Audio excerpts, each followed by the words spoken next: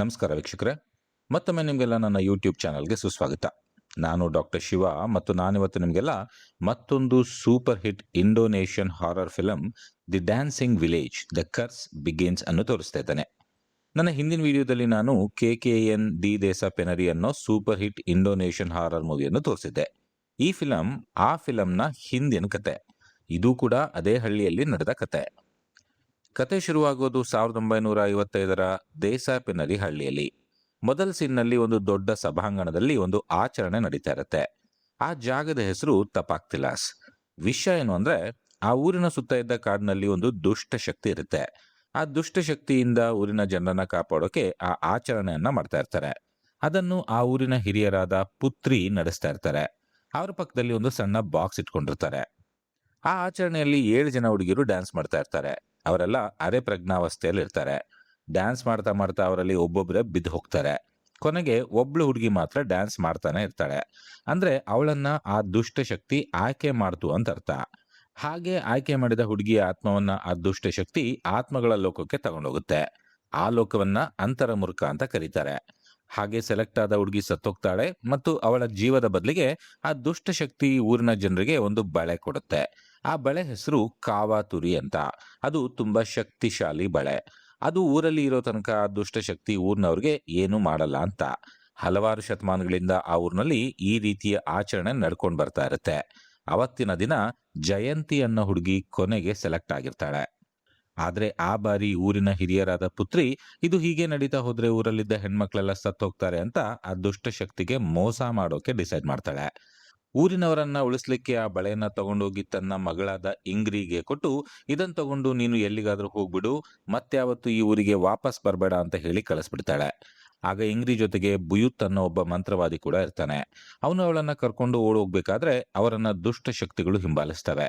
ಆಗ ಬುಯುತ್ ಇಂಗ್ರಿಗೆ, ನೀನ್ ಇಲ್ಲಿಂದ ಓಡೋಗು, ನಾನಿವನ್ನ ನೋಡ್ಕೋತೀನಿ ಅಂತ ಕಳಿಸ್ತಾನೆ.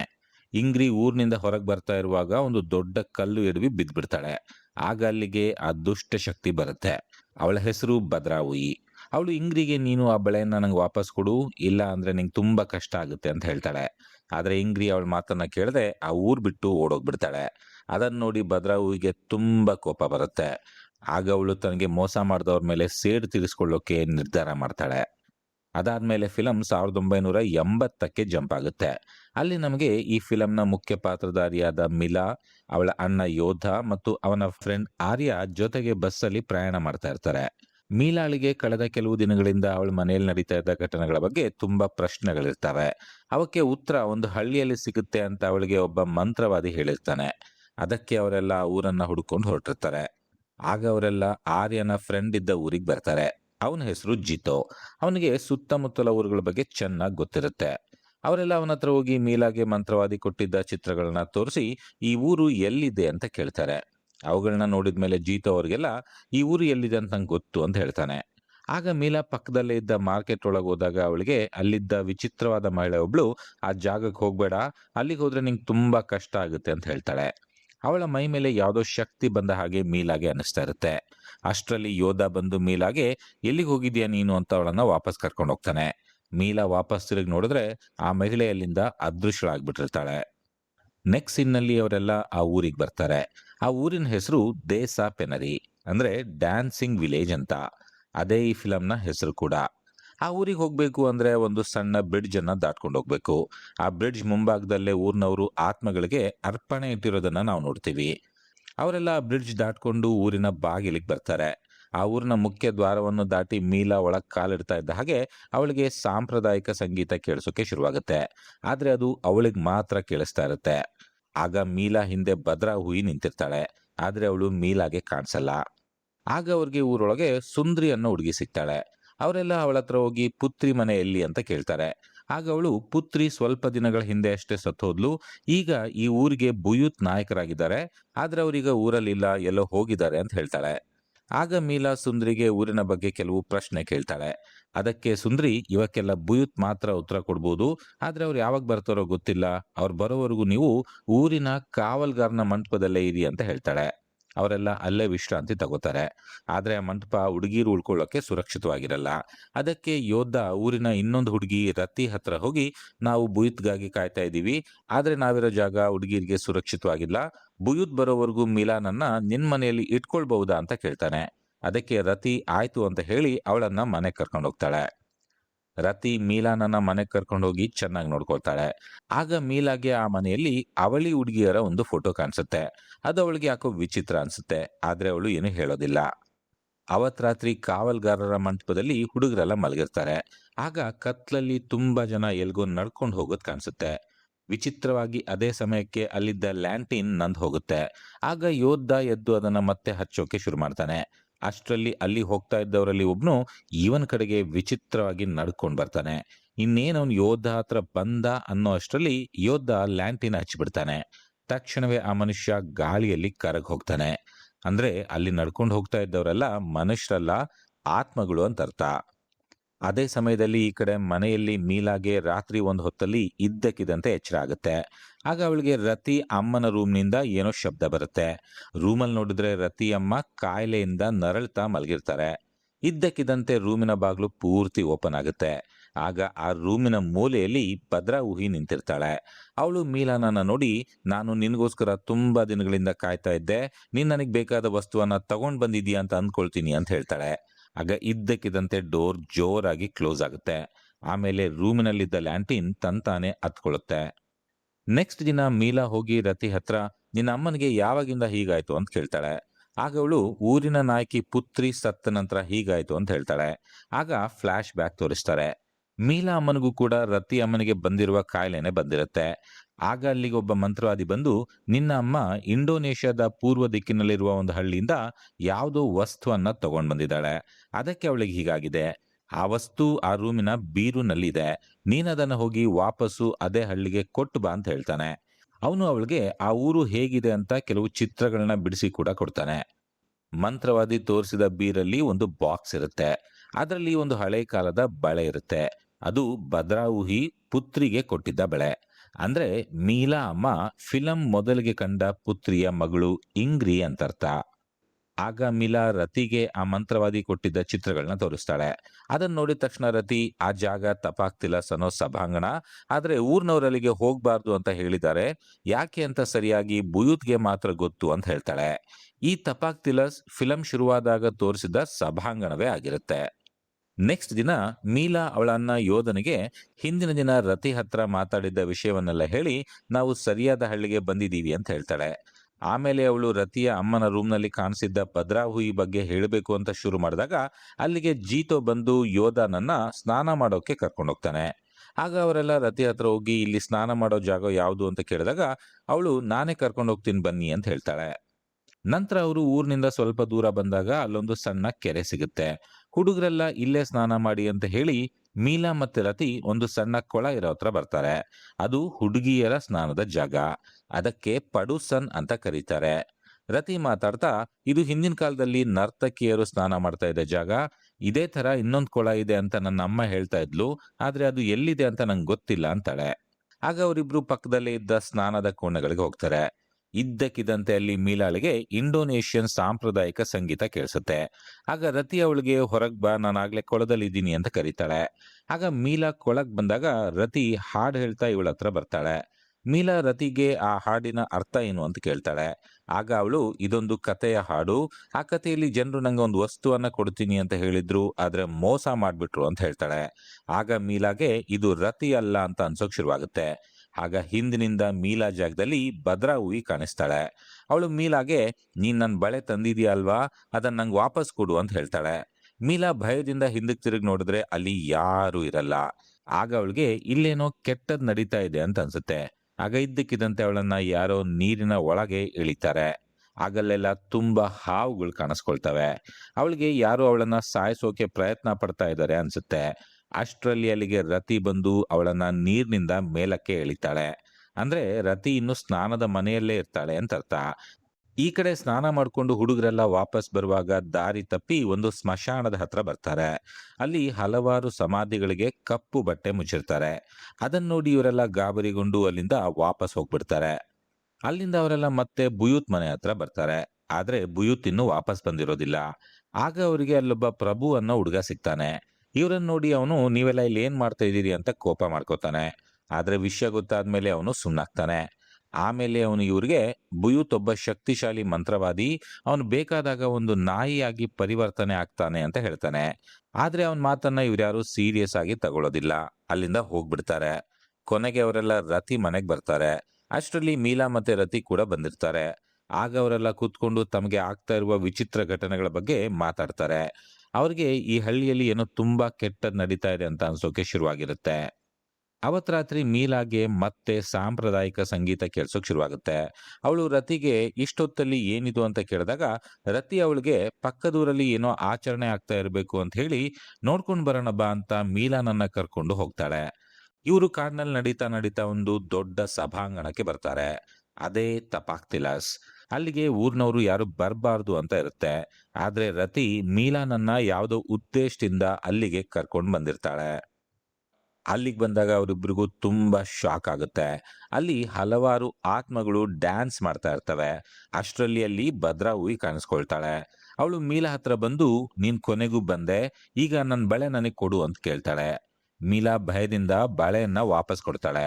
ಆಗ ಭದ್ರಾ ಹೂವಿ ಹೇಳ್ತಾಳೆ, ನಿನ್ನನ್ನ ಇಲ್ಲಿಗೆ ಬರೋ ಹಾಗೆ ಮಾಡಿದ್ದು ಬೇರೆ ಯಾರು ಅಲ್ಲ, ನಾನೇ. ಅವತ್ ನಿನ್ ಮನೆಯಲ್ಲಿ ಬಂದಿದ್ದ ಮಂತ್ರವಾದಿಗೆ ನಾನೇ ನಿನ್ನನ್ನ ಇಲ್ಲಿ ಕಳಿಸು ಅಂತ ಹೇಳುವಾಗ ಮಾಡಿದ್ದೆ. ಈ ಬಳೆ ನಂಗೆ ತುಂಬಾ ಶಕ್ತಿ ಕೊಡುತ್ತೆ. ಇದಿಲ್ದೆ ನಾನು ಇಷ್ಟು ದಿನ ತುಂಬಾ ವೀಕ್ ಆಗಿದ್ದೆ. ಈಗ ನನ್ನ ಶಕ್ತಿ ಕಂಪ್ಲೀಟ್ ಆಯ್ತು. ಇನ್ನ ನಾನು ನಂಗೆ ಮೋಸ ಮಾಡಿದವ್ರನ್ನ ಸುಮ್ನೆ ಬಿಡಲ್ಲ ಅಂತ ಹೇಳ್ತಾಳೆ. ಆಗ ರತಿ ಭದ್ರಾ ಹೂವಿ ಹತ್ರ, ಈಗಾದ್ರೂ ನೀನು ನನ್ನ ಅಮ್ಮನನ್ನ ಸರಿ ಮಾಡು ಅಂತ ಕೇಳ್ಕೊಳ್ತಾಳೆ. ಆಗ ಭದ್ರಾ ಹೂವಿ ಅವಳಿಗೆ, ನೀನ್ ಮನೆಗೆ ಹೋಗಿ ನಿನ್ನ ಅಮ್ಮ ಹೇಗಿದ್ದಾರೆ ಅಂತ ಒಂದ್ಸತಿ ನೋಡು ಅಂತ ಹೇಳಿ ಕಳಿಸ್ತಾಳೆ. ಈ ಕಡೆ ಯೋಧ ಮತ್ತೆ ಉಳಿದವರು ನೆಕ್ಸ್ಟ್ ದಿನ ರತಿ ಮನೆಗೆ ಬಂದಾಗ ಅಲ್ಲಿ ಮೀಲಾ ಮತ್ತೆ ರತಿ ಇಲ್ಲದನ್ನ ಕಂಡು ಅವರು ದಿನ ಪೂರ್ತಿ ಅವ್ರಿಗಾಗಿ ಹುಡುಕಾಟ ನಡೆಸ್ತಾರೆ. ಆದ್ರೆ ಅವರು ಊರಿನ ಯಾವ ಮೂಲೆಯಲ್ಲೂ ಕೂಡ ಇವರಿಗೆ ಸಿಗೋದೇ ಇಲ್ಲ. ಅವರು ರಾತ್ರಿ ಆಗೋವರೆಗೂ ಹುಡುಕಿ ಕೊನೆಗೆ ಊರಿನ ಹೊರಗೆ ಬಂದಾಗ ಅಲ್ಲಿ ಒಂದು ಸಣ್ಣ ಕುಟುಂಬದ ಸದಸ್ಯರು ಊಟ ಮಾಡ್ತಾ ಇರ್ತಾರೆ. ಇವರು ಅಲ್ಲಿಗೆ ಹೋಗಿ ಅವ್ರ ಹತ್ರ ಮೀಲಾ ಬಗ್ಗೆ ಕೇಳಿದಾಗ, ಅವ್ರೆಲ್ಲಿದ್ದಾರೆ ಅಂತ ನಮಗೆ ಗೊತ್ತಿಲ್ಲ, ಆದ್ರೆ ಅವ್ರು ನಿಮಗೆ ಬೇಗ ಸಿಗ್ಲಿ ಅಂತ ಹೇಳಿ ಅವರಿಗೆ ಸ್ವಲ್ಪ ಊಟವನ್ನ ಪ್ಯಾಕ್ ಮಾಡಿ ಕೊಡ್ತಾರೆ. ಕೊನೆಗೆ ಮೀಲಾ ಮತ್ತೆ ರತಿ ತಪಾಕ್ ತಿಲಸಿಂದ ವಾಪಸ್ ಬಂದು ಮನೆಯಲ್ಲಿ ರತಿ ಅಮ್ಮನನ್ನ ನೋಡಿದ್ರೆ ಅವಳ ಪರಿಸ್ಥಿತಿ ಇನ್ನೂ ಕೆಟ್ಟದಾಗಿರುತ್ತೆ. ಆಗ ರತಿ ಮೀಲಾಗೆ ನಡೆದದ್ದನ್ನ ಹೇಳ್ತಾಳೆ. ಏನಾಗಿರುತ್ತೆ ಅಂದ್ರೆ, ಅವರು ಸ್ನಾನ ಮಾಡಕ್ ಹೋಗಿದ್ದಾಗ ಭದ್ರಾ ಊಹಿ ರತಿ ಹತ್ರ ಬಂದು, ನೀನು ಮಿಲಾನನ್ನ ತಪಾಕ್ ತಿಲಸ್ಗೆ ಕರ್ಕೊಂಡ್ ಬಂದ್ರೆ ನಾನು ನಿನ್ನ ಅಮ್ಮನನ್ನ ಸರಿ ಮಾಡ್ತೀನಿ ಅಂತ ಹೇಳಿರ್ತಾಳೆ. ಆದ್ರೆ ಈಗ ಅದು ಸುಳ್ಳಾಗಿರುತ್ತೆ. ಅದನ್ನ ನೋಡಿ ಮೀಲಾಗೆ ಅವಳ ಅಮ್ಮನಿಗೂ ಕೂಡ ಹಾಗೆ ಆಗಿರ್ಬೋದು ಅಂತ ಅವಳು ಆ ಊರಿಂದ ಓಡು ಹೋಗೋಕೆ ಟ್ರೈ ಮಾಡ್ತಾಳೆ. ಅಷ್ಟರಲ್ಲಿ ಯೋಧ ಮತ್ತೆ ಉಳಿದವರು ಬಂದು ಅವಳನ್ನ ವಾಪಸ್ಸು ರತಿ ಮನೆ ಕರ್ಕೊಂಡು ಹೋಗ್ತಾರೆ. ಅವರೆಲ್ಲ ತುಂಬಾ ಹೊತ್ತು ಮಾತಾಡಿ ಮೀಲಾಗೆ ಸಮಾಧಾನ ಮಾಡ್ತಾರೆ. ಕೊನೆಗೆ ಅವರು ಊಟ ಮಾಡೋಕೆ ಅಂತ ಊರಿನ ಹೊರಗಿದ್ದ ಜನ ಕೊಟ್ಟಿದ್ದ ಊಟವನ್ನ ತೆಗೆದು ನೋಡಿದ್ರೆ ಅದರಲ್ಲಿ ಒಂದು ಸತ್ತ ಮಂಗ ಇರುತ್ತೆ. ಅವತ್ ರಾತ್ರಿ ರತಿ ಅವಳ ಅಮ್ಮ ವಿಚಿತ್ರವಾಗಿ ಆಡೋಕ್ ಶುರು ಮಾಡ್ತಾರೆ. ಆಗ ಅವಳ ಮೈ ಮೇಲೆ ಭದ್ರಾ ಊಹಿ ಬಂದು, ಈ ಊರ್ನವರು ನಂಗೆ ಮೋಸ ಮಾಡಿದ್ರು, ಅವತ್ತು ಆಚರಣೆ ಮಾಡಿ ನಂಗೆ ಒಂದು ನರ್ತಕಿಯನ್ನ ಕೊಡ್ತೀನಿ ಅಂತ ಹೇಳಿ ಮೋಸ ಮಾಡಿದ್ರು. ಈಗ ನೀವು ಆ ಆಚರಣೆಯನ್ನ ಕಂಪ್ಲೀಟ್ ಮಾಡಬೇಕು, ಇಲ್ಲ ಅಂದ್ರೆ ಇಡೀ ಊರನ್ನೇ ನಾನು ನಾಶ ಮಾಡ್ತೀನಿ ಅಂತ ಹೇಳ್ತಾಳೆ. ಆಮೇಲೆ ರತಿಯ ಅಮ್ಮ ತನ್ನ ಮೈ ಮೇಲಿದ್ದ ಚರ್ಮವನ್ನೆಲ್ಲ ಕಿತ್ಕೊಳ್ಳಕ್ ಶುರು ಮಾಡ್ತಾಳೆ. ಅದನ್ನ ನೋಡಿ ಅವರೆಲ್ಲ ಭಯದಿಂದ ಕಿರ್ಚಾಡೋಕ್ ಶುರು ಮಾಡ್ತಾರೆ.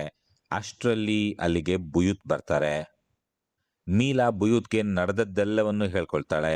ಆಗ ಬುಯೂತ್ ಅದೆಲ್ಲದರ ಹಿಂದಿನ ಕಥೆಯನ್ನ ಹೇಳ್ತಾರೆ. ಅದೇನು ಅಂದ್ರೆ, ಮೀಲಾ ಅಮ್ಮ ಇಂಗ್ರಿ ಆ ಊರಿನ ನಾಯಕಿಯಾಗಿದ್ದ ಪುತ್ರಿಯ ಮಗಳಾಗಿರ್ತಾಳೆ.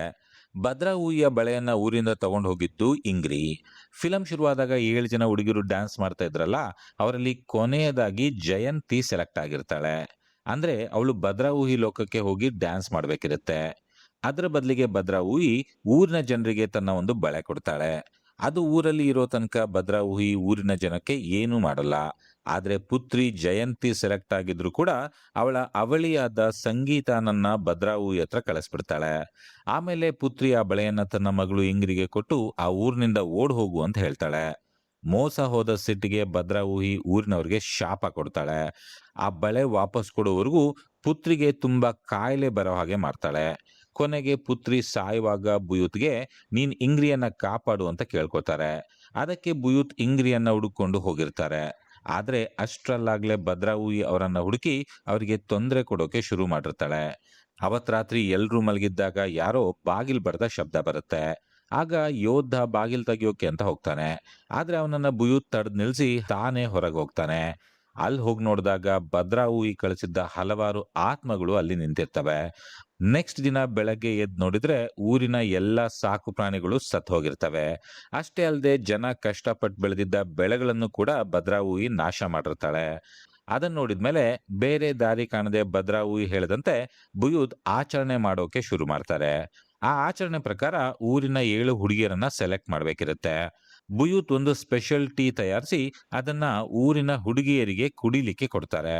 ಅದರಲ್ಲಿ 6 ಜನ ಹುಡುಗಿಯರಿಗೆ ಟೀ ತುಂಬಾ ಸಿಹಿ ಅನ್ಸುತ್ತೆ. ಅಂದ್ರೆ ಅವರೆಲ್ಲ ಆಚರಣೆಗೆ ಸೆಲೆಕ್ಟ್ ಆದ್ರು ಅಂತ ಅರ್ಥ. ಆದ್ರೆ 7ನೇ ಹುಡುಗಿ ಸಿಗೋದೇ ಇಲ್ಲ. ಆಗ ಬುಯೂತ್ ಮೀಲಾ ಹತ್ರ ಬಂದು, ನೀನಿಲ್ಲಿಗೆ ಬಂದ ಮೇಲಿಂದ ಭದ್ರಾಹುಯಿ ಶಕ್ತಿ ತುಂಬಾ ಜಾಸ್ತಿ ಆಗಿದೆ, ನೀನೊಂದ್ಸರಿ ಈ ಟೀ ಕುಡಿ ಅಂತ ಹೇಳ್ತಾರೆ. ಮೀಲಾ ಕೊನೆಗೆ ಟೀ ಕುಡಿದಾಗ ಅವಳಿಗೂ ಕೂಡ ಟೀ ಸಿಹಿ ಅನ್ಸುತ್ತೆ. ಆಗ ಆಚರಣೆ ಮಾಡ್ಲಿಕ್ಕೆ ಬೇಕಾದ 7 ಜನ ಹುಡುಗಿಯರು ಸಿಕ್ಕ ಹಾಗಾಗುತ್ತೆ. ಅದರಲ್ಲಿ ರತಿ ಕೂಡ ಇರ್ತಾಳೆ. ಆಚರಣೆ ಶುರುವಾದಾಗ ಒಂದು ಬಿಳಿ ಬಟ್ಟೆಯಿಂದ ಆ ಹುಡುಗಿಯರ ಮುಖವನ್ನು ಮುಚ್ಚಿ ತಪಾಕ್ ತಿಲಸ್ ಹತ್ರ ಕರ್ಕೊಂಡು ಹೋಗ್ತಾರೆ. ಅಲ್ಲಿ ಅವರನ್ನೆಲ್ಲ ಪವಿತ್ರವಾದ ನೀರಿನಿಂದ ಸ್ನಾನ ಮಾಡಿಸ್ತಾರೆ. ಅವ್ರಿಗೆ ತಿಲಕ ಇಟ್ಟು ಒಂದು ವಿಶೇಷವಾದ ಗಿಡದ ಎಲೆಯನ್ನ ತಿನ್ನೋಕೆ ಕೊಡ್ತಾರೆ. ಆದ್ರೆ ಅವಳ ಎಲೆಯನ್ನ ಬಾಯಲ್ಲಿ ಇಟ್ಕೊಂಡ ತಕ್ಷಣವೇ ತನ್ನಿಂತಾನೆ ಡ್ಯಾನ್ಸ್ ಮಾಡೋಕೆ ಶುರು ಮಾಡ್ತಾಳೆ. ಆಗ ಅವರೆಲ್ಲ ಅರೆ ಪ್ರಜ್ಞಾವಸ್ಥೆಗೆ ಹೋಗ್ತಾರೆ. ಅದೇ ಕ್ಷಣದಲ್ಲಿ ಅವರೆಲ್ಲ ಆತ್ಮಗಳ ಲೋಕದಲ್ಲಿ ಬರ್ತಾರೆ. ಅಲ್ಲೆಲ್ಲ ಆಗ್ಲೇ ಜನರು ಇವ್ರಿಗಾಗಿ ಕಾಯ್ತಾ ಇರ್ತಾರೆ. ಮೀಲಾಗೆ ಡ್ಯಾನ್ಸ್ ಬರ್ದೇ ಇದ್ರು ಕೂಡ ಅವಳಿಗೆ ಗೊತ್ತಿಲ್ಲದಂತೆ ಡ್ಯಾನ್ಸ್ ಮಾಡ್ತಾ ಇರ್ತಾಳೆ. ಆಗ ಇವರಲ್ಲಿ ಒಬ್ರನ್ನ ಭದ್ರಾಹುಯಿ ಸೆಲೆಕ್ಟ್ ಮಾಡ್ಬೇಕಿರುತ್ತೆ. ಯಾರನ್ನ ಅವಳು ಬೇಡ ಅಂತಾಳೋ ಅವರು ನಿಜ ಲೋಕದಲ್ಲಿ ಡ್ಯಾನ್ಸ್ ಮಾಡೋದ್ ನಿಲ್ಸಿ ಬಿದ್ದು ಹೋಗ್ತಾರೆ. ಯಾರು ಕೊನೆಯವರೆಗೂ ಡ್ಯಾನ್ಸ್ ಮಾಡ್ತಾನೆ ಇರ್ತಾರೋ ಅವರನ್ನ ಭದ್ರಾಹುಯಿ ಸೆಲೆಕ್ಟ್ ಮಾಡಿದ್ಲು ಅಂತ ಅರ್ಥ. ನಂತರ ಆ ಹುಡುಗಿ ಆತ್ಮ ಭದ್ರಾಹುಯಿ ಲೋಕದಲ್ಲೇ ಇರ್ಬೇಕಾಗತ್ತೆ. ಹಾಗೆ ಒಂದು ಆತ್ಮವನ್ನು ಭದ್ರಾಹುಯಿ ಕೊಟ್ರೆ ಅವಳು ಊರ್ನವ್ರಿಗೆ ತೊಂದರೆ ಕೊಡೋದನ್ನ ನಿಲ್ಸಿ ಸರಿಯಾಗಿ ಬದುಕೋಕೆ ಬಿಡ್ತಾಳೆ. ಇದು ಆ ಊರಿನ ಜನ ಮತ್ತು ಭದ್ರಾಹುಯಿ ನಡುವೆ ಆಗಿದ್ದ ಒಂದು ಒಪ್ಪಂದ ಆಗಿರುತ್ತೆ. ಆಗ ಒಬ್ಬೊಬ್ಬರಾಗಿ ಡ್ಯಾನ್ಸ್ ಮಾಡ್ತಾ ಇದ್ದ ಹುಡುಗಿರು ಬೀಳೋಕೆ ಶುರು ಮಾಡ್ತಾರೆ. ಕೊನೆಗೆ ಮೀಲಾ ಮತ್ತೆ ರತಿ ಮಾತ್ರ ಉಳ್ಕೋತಾರೆ. ಸ್ವಲ್ಪ ಹೊತ್ತಾದ್ಮೇಲೆ ಮೀಲಾ ಕೂಡ ಬಿದ್ದು ಹೋಗ್ತಾಳೆ. ಆಗ ಆತ್ಮಗಳ ಲೋಕದಲ್ಲಿ ಭದ್ರಾಹುಯಿ ಮೀಲಾ ಹತ್ರ ಬಂದು, ನೀನಿನ್ಮೇಲೆ ನನ್ ಜೊತೆನೆ ಈ ಲೋಕದಲ್ಲೇ ಇರ್ತೀಯಾ ಅಂತ ಕೇಳ್ತಾಳೆ. ಆಗ ಮೀಲಾ, ನೀನು ನನ್ನ ಅಮ್ಮನನ್ನ ಮೊದಲು ಸರಿ ಮಾಡು ಅಂತ ಹೇಳ್ತಾಳೆ. ಅದಕ್ಕೆ ಭದ್ರಾಹುಯಿ ಸಿಟ್ನಲ್ಲಿ ಮತ್ತೆ ಮೀಲಾ ಡ್ಯಾನ್ಸ್ ಮಾಡೋ ಹಾಗೆ ಮಾಡ್ತಾಳೆ. ಈ ಕಡೆ ಎಷ್ಟು ಹೊತ್ತಾದ್ರೂ ರತಿ ಮತ್ತೆ ಮೀಲಾ ಡ್ಯಾನ್ಸ್ ಮಾಡೋದನ್ನ ನಿಲ್ಲಿಸದೇ ಇರೋದ್ ನೋಡಿ ಬುಯುತ್ಗೆ ಆತಂಕ ಆಗುತ್ತೆ. ಇಬ್ರಲ್ಲಿ ಒಬ್ರು ಇಷ್ಟೊತ್ತಿಗೆ ಡ್ಯಾನ್ಸ್ ಮಾಡೋದು ನಿಲ್ಲಿಸ್ಬೇಕಿತ್ತು ಅಂತ ಅವನು ಹೇಳ್ತಾನೆ. ಕೊನೆಗೆ ಬುಯೂತ್ ಇದ್ಯಾಕೋ ಸರಿ ಹೋಗ್ತಾ ಇಲ್ಲ ಅಂತ ಅವರಿಬ್ಬರ ಮುಖಕ್ಕೂ ಬಿಳಿ ಬಟ್ಟೆ ಹೊಚ್ಚಿ ಅವರನ್ನ ಮತ್ತೆ ಹಳ್ಳಿಗೆ ವಾಪಸ್ ಕರ್ಕೊಂಡು ಹೋಗ್ತಾನೆ. ಆದ್ರೆ ಅದರಿಂದ ಆತ್ಮಗಳಿಗೆ ತುಂಬಾ ಸಿಟ್ಟು ಬರುತ್ತೆ. ಮನೆಯೊಳಗೆ ಹೋಗಿ ಮುಖದ ಮೇಲಿದ್ದ ಬಟ್ಟೆ ತೆಗೆದ ತಕ್ಷಣ ಮತ್ತೆ ಮೀಲಾ ಮತ್ತೆ ರತಿ ಮಲ್ಗಿದ್ದಲ್ಲೇ ಡ್ಯಾನ್ಸ್ ಮಾಡೋಕೆ ಶುರು ಮಾಡ್ತಾರೆ. ಅಂದ್ರೆ ಅವರ ಆತ್ಮಗಳು ಈಗ ಮತ್ತೆ ಅಂತರ್ಮುಖಕ್ಕೆ ಹೋದ್ವು ಅಂತ ಅರ್ಥ. ಆಗ ಮೀಲಾ ಆತ್ಮಗಳ ಲೋಕದಲ್ಲಿ ನಡೆದಾಡ್ತಾ ಇರುವಾಗ ಅವಳಿಗೆ ಮೊದಲು ಸೆಲೆಕ್ಟ್ ಆಗಿದ್ದ ನರ್ತಕಿಯರ ಆತ್ಮಗಳು ಕಾಣಿಸ್ತವೆ. ಆಗ ಭದ್ರಾಹುಯಿ ಅಲ್ಲಿಗೆ ಬಂದು ಮತ್ತೆ ಮೀಲಾಗೆ, ನೀನ್ ನನ್ ಜೊತೆ ಇರ್ತೀಯಾ ಅಂತ ಕೇಳಿದಾಗ ಆಗ ಅವಳು ಮತ್ತೆ ಇಲ್ಲ ಅಂತ ಹೇಳ್ತಾಳೆ. ಆಗ ಸಿಟ್ನಲ್ಲಿ ಭದ್ರಾಹುಯಿ ಅವಳಿಗೆ ಅವಳ ಅಮ್ಮ ಇಂಗ್ರಿಯನ್ನ ತೋರಿಸ್ತಾಳೆ. ಅಂದ್ರೆ ಇಂಗ್ರಿ ಕೂಡ ಅದೇ ಲೋಕದಲ್ಲಿ ಬಂದಿ ಆಗಿದ್ದಾಳೆ ಅಂತ ಅರ್ಥ. ಅವಳು ಮೀಲಾ ಹತ್ರ ಬಂದು, ಏನೇ ಆದ್ರೂ ಕೂಡ ನೀನ್ ಇಲ್ಲಿ ಇರೋಕ್ ಒಪ್ಕೋಬೇಡ, ನೀನ್ ಹೇಗಾದ್ರೂ ಮಾಡಿ ಇಲ್ಲಿಂದ ವಾಪಸ್ ಹೋಗ್ಬಿಡು ಅಂತ ಅವಳಿಗೆ ಹೇಳ್ತಾಳೆ. ಅದನ್ನ ನೋಡಿದ ಭದ್ರಾಹುಯಿ ಇಂಗ್ರಿಗೆ ಹಿಂಸೆ ಕೊಡೋಕ್ ಶುರು ಮಾಡ್ತಾಳೆ. ಅವಳ ಕೈ ಕಾಲ್ಗಳನ್ನ ಮುರಿಯೋಕೆ ಶುರು ಮಾಡ್ತಾಳೆ. ಅದನ್ನ ನೋಡಿ ಮೀಲಾ ಎಷ್ಟ್ ಹತ್ರೂ ಕೂಡ ಭದ್ರಾಹುಯಿ ನಿಲ್ಸೋದೇ ಇಲ್ಲ. ಈ ಕಡೆ ಮೀಲಾ ಮತ್ತೆ ರತಿ ಸ್ಥಿತಿ ತುಂಬಾ ಗಂಭೀರ ಆಗ್ತಾ ಇರುತ್ತೆ. ಆಗ ಬುಯೂತ್ ತಮ್ಮ ಶಕ್ತಿಯನ್ನ ಉಪಯೋಗಿಸಿ ಒಂದು ಅದೃಶ್ಯ ನಾಯಿಯ ರೂಪದಲ್ಲಿ ಆತ್ಮಗಳ ಲೋಕವಾದ ಅಂಕಾರ್ ಮುಖಾಗೆ ಹೋಗಿ ಮೀಲಾನನ್ನ ವಾಪಸ್ ಬರೋಕೆ ಕರೀತಾರೆ. ಆಗ ಅಲ್ಲಿದ್ದ ಆತ್ಮಗಳು ಏನು ಮಾಡೋಕ್ಕಾಗದೆ ಸುಮ್ನೆ ನಿಂತು ನೋಡ್ತಾ ಇರ್ತವೆ. ಆಗ ಮೀಲಾ ಬುಯೂತ್ ಜೊತೆಗೆ ಅಲ್ಲಿಂದ ಓಡ್ ಹೋಗ್ತಾಳೆ. ಅದೇ ಕ್ಷಣದಲ್ಲಿ ಅವಳಿಗೆ ಮನೆಯಲ್ಲಿ ಪ್ರಜ್ಞೆ ಬರುತ್ತೆ. ಆದ್ರೆ ಅದರಿಂದ ಸಿಟ್ಟಿಗೆದ್ದ ಭದ್ರಾಹುಯಿ ರತಿ ಮತ್ತೆ ಅವಳ ಅಮ್ಮನನ್ನ ಸಾಯಿಸ್ಬಿಡ್ತಾಳೆ. ಅದೇ ಸಮಯಕ್ಕೆ ಬುಯುದ್ಗೆ ಬಾಕ್ಸ್ ಅಲ್ಲಿ ಭದ್ರಾಹುಯಿ ಬಳೆ ಸಿಗುತ್ತೆ. ಅಂದ್ರೆ ಭದ್ರಾಹುಯಿ ಮೀಲಾನನ್ನ ಸೆಲೆಕ್ಟ್ ಮಾಡಿರ್ತಾಳೆ. ಆದ್ರೆ ಮೀಲಾ ಅವಳ ಜೊತೆ ಇರೋಕೆ ಒಪ್ಪೋದೇ ಇಲ್ಲ. ಇದ್ರರ್ಥ ಮತ್ತೆ ಭದ್ರಾಹುಯಿಗೆ ಯಾವ ಆತ್ಮವೂ ಸಿಗ್ಲೇ ಇಲ್ಲ. ಅಂದ್ರೆ ಅವಳ ಶಾಪ ಮತ್ತೆ ಮುಂದುವರಿಯುತ್ತೆ. ನೀವು ಭದ್ರಾಹುಯಿ ಹೇಗೆ ಊರಿನ ಜನಕ್ಕೆ ತೊಂದರೆ ಕೊಡ್ತಾಳೆ ಅಂತ ನೋಡ್ಬೇಕು ಅಂದ್ರೆ KKN ದೇಸಾಪೆನರಿ ಫಿಲಂ ನೋಡ್ಬೇಕು. ನಾನಾಗ್ಲೇ ಅದ್ರ ಬಗ್ಗೆ ಕೂಡ ವಿಡಿಯೋ ಮಾಡಿ ಹಾಕಿದ್ದೇನೆ. ಅದರ ಲಿಂಕನ್ನ ನಿಮ್ಗೆ ಈ ವಿಡಿಯೋ ಕೆಳಗೆ ಕೊಟ್ಟಿರ್ತಾನೆ. ನೆಕ್ಸ್ಟ್ ದಿನ ಮೀಲಾ ಮತ್ತವಳ ಫ್ರೆಂಡ್ಸ್ ಆ ಊರ್ನಿಂದ ವಾಪಸ್ ಹೊರಡ್ತಾರೆ. ಅವಳು ಮನೆಗೆ ಹೋಗಿ ನೋಡಿದ್ರೆ ಅವಳಮ್ಮ ಇಂಗ್ರಿ ಅಷ್ಟೊತ್ತಿಗೆ ಸತ್ ಹೋಗಿರ್ತಾಳೆ. ಅಂದ್ರೆ ಬಳೆ ವಾಪಸ್ ಕೊಟ್ರು ಕೂಡ ಭದ್ರಾಹುಯಿಗೆ ಸಮಾಧಾನ ಆಗ್ಲೇ ಇಲ್ಲ ಅಂತ ಅರ್ಥ. ಹಾಗಾಗಿ ಅವಳು ಮೀಲಾ ಅಮ್ಮನನ್ನ ಸಾಯಿಸ್ಬಿಟ್ಟಿರ್ತಾಳೆ. ಅಲ್ಲಿಗೆ ಈ ಫಿಲಂ ಮುಗಿಯುತ್ತೆ. ಪ್ರಿಯ ವೀಕ್ಷಕರೇ, ಡ್ಯಾನ್ಸಿಂಗ್ ವಿಲೇಜ್ ಇಂಡೋನೇಷ್ಯಾದಲ್ಲಿ ಸೂಪರ್ ಹಿಟ್ ಆಗಿತ್ತು. ಈಗಲೂ ಕೂಡ ಇದನ್ನ ಇಂಡೋನೇಷ್ಯಾದ ಅತ್ಯಂತ ಸಕ್ಸಸ್ಫುಲ್ ಫಿಲಂ ಅಂತ ಹೇಳಲಾಗುತ್ತೆ. ಈ ವಿಡಿಯೋ ನೋಡಿದ ಮೇಲೆ ನೀವು KKN ದೇಸಾಪೆನರಿ ಫಿಲಂ ಕೂಡ ನೋಡ್ಲೇಬೇಕು. ಭದ್ರಾಹುಯಿ ಕತೆ ಆ ಫಿಲಂ ಅಲ್ಲಿ ಕೂಡ ಕಂಟಿನ್ಯೂ ಆಗುತ್ತೆ. ಪ್ರಿಯ ವೀಕ್ಷಕರೇ, ನಿಮಗೆ ಈ ವಿಡಿಯೋ ಇಷ್ಟ ಆಗಿದ್ರೆ ದಯವಿಟ್ಟು ವಿಡಿಯೋವನ್ನ ಲೈಕ್ ಮಾಡಿ, ಶೇರ್ ಮಾಡಿ, ಮತ್ತೆ ನನ್ನ ಚಾನಲ್ಗೆ ಸಬ್ಸ್ಕ್ರೈಬ್ ಆಗಿ ಅಂತ ಕೇಳ್ಕೊತಾನೆ. ಮುಂದಿನ ವಿಡಿಯೋದಲ್ಲಿ ಮತ್ತೆ ಸಿಗೋಣ. Good bye.